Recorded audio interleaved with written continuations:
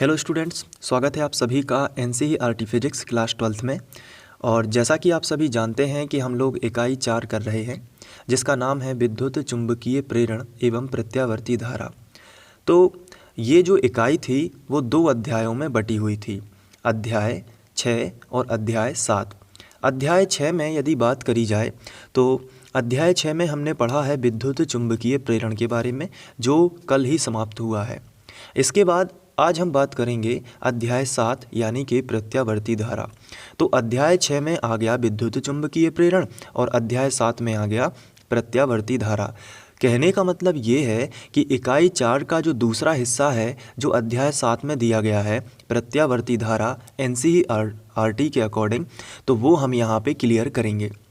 तो सबसे पहले हम ये देख लेते हैं कि अध्याय 7 जिसका नाम है प्रत्यावर्ती धारा, इसमें हम कौन कौन से क्वेश्चन कवर करेंगे, क्योंकि अगर आप क्वेश्चन देखोगे तो क्वेश्चन के लिए जो टॉपिक इंपॉर्टेंट होंगे वो भी हम इसी में डिस्कस करेंगे। जैसे उदाहरण के लिए, जैसे पहला क्वेश्चन है प्रत्यावर्ती धारा क्या है, इसका व्यंजक व्युत्पन्न कीजिए। तो सबसे पहले तो हम ये समझेंगे कि प्रत्यावर्ती धारा क्या कहलाती है, पूरा डिटेल में समझेंगे तभी हम इसका व्यंजक समझ पाएंगे। एक क्वेश्चन दूसरे क्वेश्चन से जुड़ा हुआ है इस अध्याय में, तो आपको शुरू से यदि आप पूरा अध्याय देखेंगे तो पूरा चैप्टर आपको समझ में आएगा। प्रत्यावर्ती धारा को इंग्लिश में हम बोलते हैं अल्टरनेटिव करंट। तो देख लेते हैं सबसे पहले कि इस अध्याय में कौन कौन से क्वेश्चन कवर होंगे और कौन कौन से टॉपिक कवर होंगे। देखिए, पहला क्वेश्चन आएगा, यहाँ से हमने क्वेश्चन की जो है श्रृंखला बनाई हुई है कि कौन कौन से क्वेश्चन इसमें कवर हो जाएंगे जो बोर्ड परीक्षा के लिए काफ़ी इंपॉर्टेंट होंगे और साथ ही साथ टॉपिक भी इसमें होते रहेंगे, यानी कि यहाँ पे हम लोग पूरा पढ़ेंगे अध्याय को। जैसे पहला क्वेश्चन है प्रत्यावर्ती धारा क्या है, इसका व्यंजक व्युत्पन्न कीजिए। इसके बाद दूसरा क्वेश्चन है केवल ओमहीय प्रतिरोध R वाले AC परिपथ के लिए व्यंजक व्युत्पन्न कीजिए। इसके बाद तीसरा क्वेश्चन है केवल धारिता C वाले AC परिपथ के लिए व्यंजक व्युत्पन्न कीजिए। इसके बाद नेक्स्ट होगा केवल प्रेरकत्व या प्रेरण कुंडली L वाले AC परिपथ के लिए व्यंजक व्युत्पन्न कीजिए।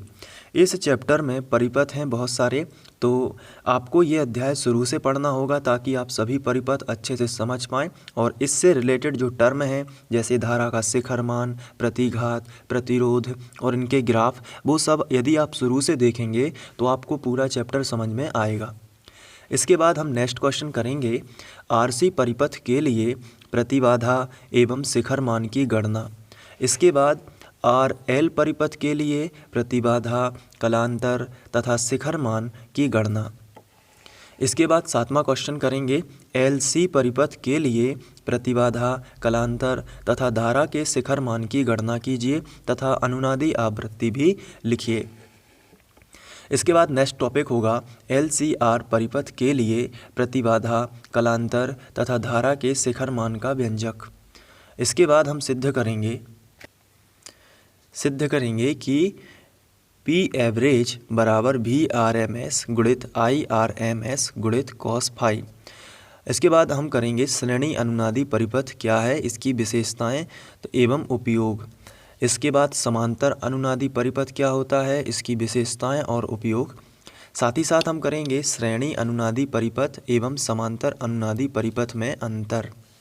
और इसके बाद 14वां क्वेश्चन रहेगा प्रत्यावर्ती, पहले तो 13वां क्वेश्चन आएगा प्रत्यावर्ती धारा एवं दिष्ट धारा में अंतर। इसके बाद 14वां क्वेश्चन आएगा प्रत्यावर्ती धारा का वर्ग माध्य मूल क्या है, इसका व्यंजक स्थापित कीजिए। इसके बाद हमारा नेक्स्ट टॉपिक रहेगा ट्रांसफार्मर क्या है, इसका सिद्धांत समझाइए। इसके बाद हमारा नेक्स्ट क्वेश्चन रहेगा ट्रांसफार्मर में ऊर्जा हानि किन किन कारणों से होती है तथा इन्हें कैसे कम किया जाता है। इसके बाद हमारा नेक्स्ट क्वेश्चन रहेगा ट्रांसफार्मर के प्रमुख उपयोग लिखिए। तो ये ट्रांसफार्मर नाम का जो टॉपिक होगा इससे सभी क्वेश्चन आपके क्लियर हो जाएंगे। इसके बाद नेक्स्ट क्वेश्चन रहेगा अपचाई ट्रांसफार्मर एवं उच्चाई ट्रांसफार्मर में अंतर लिखिए। इसके बाद नेक्स्ट क्वेश्चन है, ट्रांसफार्मर किस सिद्धांत पर कार्य करता है? दूर स्थानों पर विद्युत ऊर्जा पहुंचाने में ट्रांसफार्मर का उपयोग किस प्रकार किया जाता है? तो कैसे हमें बोर्ड परीक्षा में लिखना है और कैसे हमें इन क्वेश्चन को समझना है, टॉपिक कैसे रहेंगे, ये सब आपको पहले वीडियो से ही पता चल जाएगा। इसके बाद नेक्स्ट क्वेश्चन है, डायनामो किसे कहते हैं? प्रकार सहित समझाइए। तो देखिए हम डायनामो को पढ़ेंगे। दो प्रकार के डायनामो रहेंगे, एसी डायनामो और डीसी डायनामो। साथ ही साथ डिस्ट मोटर क्या होती है वो भी हम इसमें देखेंगे। नेक्स्ट क्वेश्चन रहेगा, स्टार्टर क्या है? इसकी कार्यविधि आरेख खींचकर समझाइए।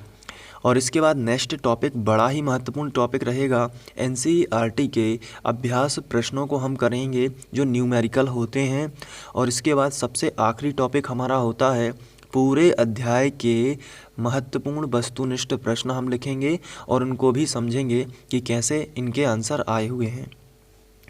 तो आपने देखा कि अध्याय का फ्लो कैसे चलेगा और कैसे कैसे हम चीज़ों को क्लियर करेंगे। तो यदि आपको लगता है कि ये क्वेश्चन जितने मैंने शामिल किए हैं ये यहाँ पे इम्पोर्टेंट क्वेश्चन हैं और साथ ही साथ आप अध्याय शुरू से समझेंगे तो आपको निश्चित ही समझ में आएगा। तो प्रयास करिए शुरू से जुड़ने का, ताकि आप प्रत्यावर्ती धारा को बहुत अच्छे से समझ पाएँ। Thank you.